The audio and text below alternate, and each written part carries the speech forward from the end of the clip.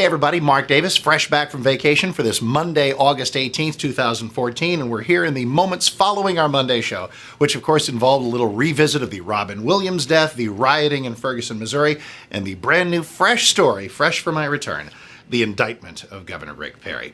The first thing anybody has to do in analyzing this and trying to figure out what it's all about, the first thing you have to do, and it's hard, is shelve, completely ditch what you think of the governor. I need to shelve and ditch and put aside what I think of the governor.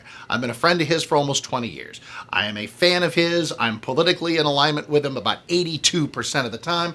None of that matters. If you hate his guts, that doesn't matter. A lot of Democrats like Joaquin Castro, the congressional half of the Castro brothers, and the chairman of the Texas Democratic Party have said, oh, he's disgraced the state, he's disgraced the family, he's disgraced his family, mind you, and that he should resign. Well, that's all based on the fact that they hate his guts.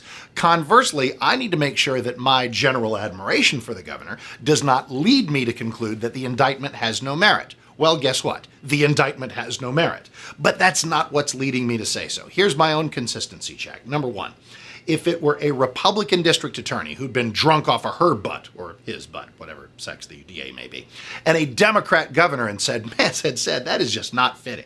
That is simply not right, and I'm not going to fund a public integrity unit with that person at the helm. I'd have said, great. I'd have said that's absolutely proper.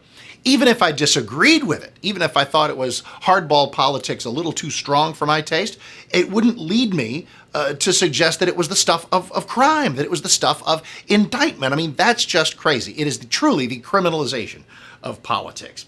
It will backfire. How? Why? Well, the why is easier because it is without merit. It is not the same as the flawed indictments of Kay Bailey Hutchison or Tom DeLay. That was Ronnie Earl, a previous Travis County DA, going after people for purely political reasons.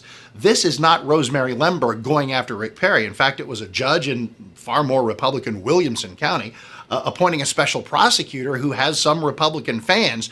It doesn't seem to have hardcore Democrat fingerprints all over it at the upper levels. Where might the Democrat fingerprints come in? A Travis County grand jury. These were grand jurors plucked from the streets of Austin, where everybody hates Rick Perry for the most part. And so once placed in their hands, the criminalization of a political move they probably didn't agree with became easy. So it will backfire. This prosecution will fail. It will, in fact, do more than fail. It will be viewed in history as one of those things that never should have been brought in the first place. But will that happen in time for Rick Perry to become the Republican nominee?